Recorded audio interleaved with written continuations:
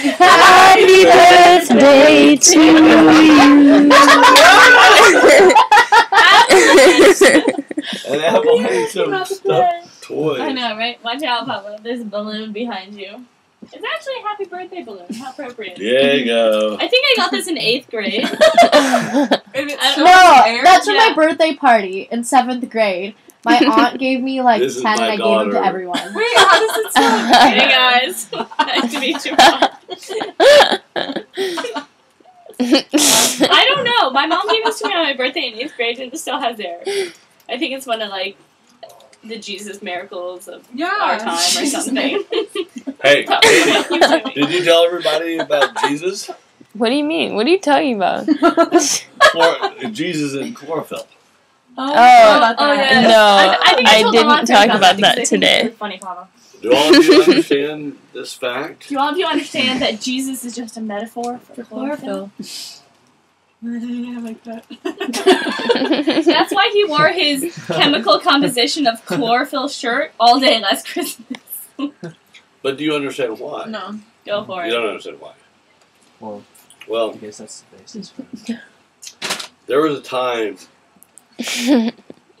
about 2,550 years ago when Plato and Aristotle and Socrates and all these guys were hanging out with a bunch of Jews in Athens. Plato's a smart guy, right? Yeah, he was smart. Aristotle, Socrates, these guys are smart guys. No denying it. Do you think they just hung out in Athens, or do you think they went to Alexandria? What? Big library? Yeah. Do you think they went to Alexandria? Yes. They could not have been the scholars they were without visiting Alexandria. But Or reading the most fundamental things from Alexandria in Athens. I mean, they had to. Yeah. So anyway, these were the smart guys. These were the smart guys. And what you may not realize is that there were a lot of Jews in Athens. A lot. And there were a lot of Greeks in Jerusalem. Did you know that? No. Yeah. We'll go look at the ancient map of, the modern world. Or Wikipedia. Just go look at where the Greeks traded. They were all over the Middle East. They were in the Black Sea. They were in Alexandria. They were in Egypt. The Greeks were everywhere. The Jews were everywhere. But the Jews were more concentrated in the Middle East and Egypt, Middle East, Syria. But there were a lot of Jews in Athens. So about 500, 600 years BC, the Bible was written down in ancient Greek. Okay. It was taken from the Aramaic and from the Hebrew, and put into ancient Greek about 600 years BC. And the first paragraph said, God created light, and light is good. Right? I mean, you all read that part. I haven't read the rest of the Bible. That's the part I got.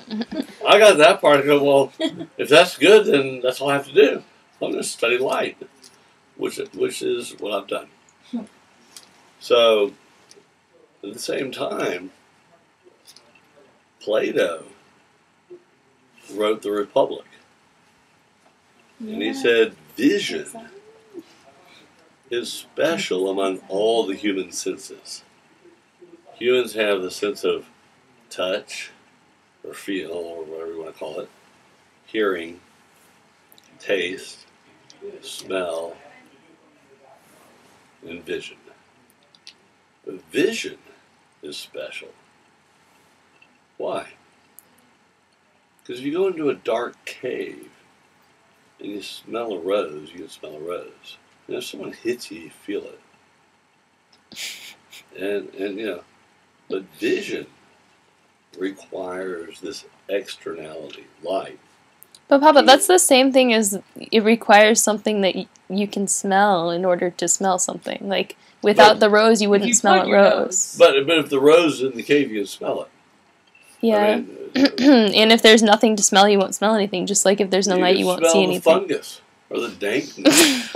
Okay, whatever. Plato's Plato, and I'm not Plato. And you're not Plato. You're not Plato, I'm not Plato. But Plato said that vision is special because vision requires this thing that comes from outside of our earth, which is what's worshipped, which is, the sun god, Apollo. Apollo was Roman, right? Who was the sun god in Greek? Zeus. No. Zeus was the paramount god. No, Apollo. Ares. No. Apollo. Who was a Roman? What was a Roman? Anyway, Apollo. Roman was Mercury and Apollo was Apollo's Mercury, the god of war. Apollo was. What? No, Mars is war. Mars is Mars. Apollo is Greek. I don't know. Mars is Roman. And well, anyway, whatever. Is Greek. No. Mercury's Roman. Anyway, Mercury's Roman. Mars is Mercury's Roman. Apollo's Greek. Chlorophyll. Okay, back to the main. Hang on a second. I got distracted. Thank you for saying chlorophyll. So Plato said that light is the vision. What the good is the rational mind. In other words, he said there's this other thing besides the five senses, which is the rational mind. And this is the foundation of Western philosophy. And this is accepted. I'm not making this up. This is the foundation of Western philosophy. That the rational mind is something special, and it can be steered by various things. So the good is the rational mind, but light is division.